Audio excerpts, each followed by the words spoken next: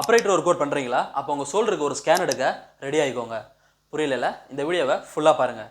ஆப்ரேட்டரோ இந்த work out பண்ணும்போது நம்மளுடைய காலர் போனுக்கும் ஷோல்டர் ஜாயிண்ட்டுக்கும் இடையில சின்ன கேப் இருக்கும்.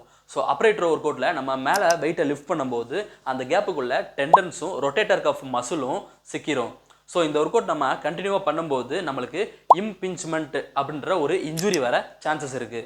டெண்டன்ஸ்ன்றது மசில்ல இருந்து போனுக்கு கனெக்ட் ஆகிற ஒரு கயிறு மாதிரி. ரொட்டேட்டர் கஃப் மசில்ன்றது நம்ம ஷோல்டர் ஜாயிண்ட்டுக்குள்ள பால் மாதிரி இருக்கும். ஸோ அந்த பாலை டைட்டாக நகர விடாமல் பிடிச்சிக்கிறதுக்கு தான் அந்த ரொட்டேட்டர் கஃப் மசில். இந்த ரொட்டேட்டர் கஃப் மசில் இன்ஜுரி ஆச்சு அப்படின்னா அது ரெக்கவர் ஆகவே ஆகாது. ஏன்னா அந்த இடத்துக்கு பிளட் சப்ளையே இல்லை. ஒன்ஸ் நீங்கள் இன்ஜுரி பண்ணிட்டீங்க அப்படின்னா ஃபியூச்சரில் உங்களால் bench press, shoulder press, pull-ups இந்த மாதிரி எந்த ஒர்க் அவுட்டும் பண்ண முடியாமல் போயிடும். ஸோ அதனால் இந்த ஒர்க் அவுட்டை அவாய்ட் பண்ணிடுங்க. இந்த வீடியோ உங்களுக்கு யூஸ்ஃபுல்லாக இருந்தால் வீடியோவை லைக் பண்ணுங்கள், ஷேர் பண்ணுங்கள்.